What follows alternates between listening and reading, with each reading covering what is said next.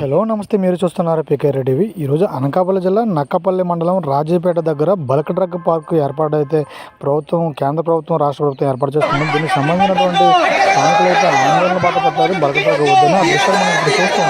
స్థానిక మత్స్యకారు ప్రజలు ఎవరైతే ఉన్నారో మరి మా పొట్ట కొట్టొద్దు, మా బ్రతుకు తీయొద్దు, మత్స్య సంపదను కాపాడాలని మరి ఎండలో మాత్రం మరి ధర్నాలు రాస్తారోకలు అయితే చేస్తూ ఉన్నారు.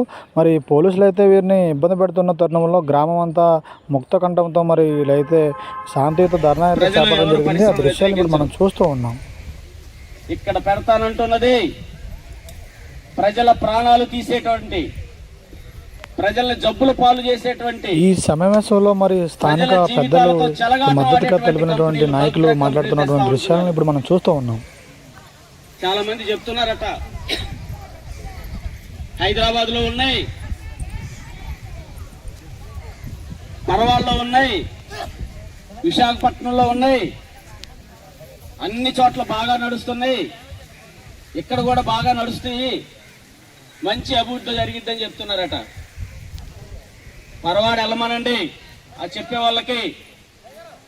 పరవాడ ప్రాంతంలో తాడి అనే గ్రామం, తానవ్ అనేటువంటి గ్రామం, పరవాడ టౌను, ఆ చుట్టుపక్కల ఉన్నన్ని గ్రామాలు కూడా అరచేతిలో ప్రాణాలు పెట్టుకుని బతుకుతా ఉన్నారు. ఏ రోజు ఏ కంపెనీ పేలుతుందో తెలియదు, ఏ రోజు ఎంతమంది చనిపోతారో తెలియదు. అలాంటి కంపెనీలన్నీ కూడా ఇప్పుడు అక్కడ నడుపుతా ఉన్నారు. అంతకంటే ప్రమాదం ఏంటంటే తాడి అనేటువంటి గ్రామం అంతా కూడా కలుషితం అయిపోయింది. భూగర్భ జలాలన్నీ కూడా విషమైపోయినాయి. ఆ గ్రామంకి వెళ్ళి ఎవరైనా ఆ కంపెనీలన్నీ మంచివని చెప్తే అప్పుడు మనం అంగీకరిద్దాం. ఇప్పుడు ఎవరైతే తిరిగి చెప్తున్నారో, పచ్చి అబద్ధాలు చెప్తా ఉన్నారో వాళ్ళని ఆ ఊరెళ్ళమని చెప్తున్నాం.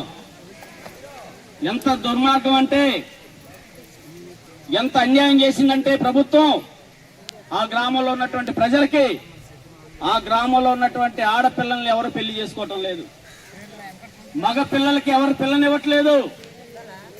ఇది అబద్ధం కాదు, అక్షర సత్యం. తాడి అనేటువంటి గ్రామంలో ఆడపిల్లలకి పెళ్లి చేసుకోవాలంటే భయపడిపోతూ ఉన్నారు.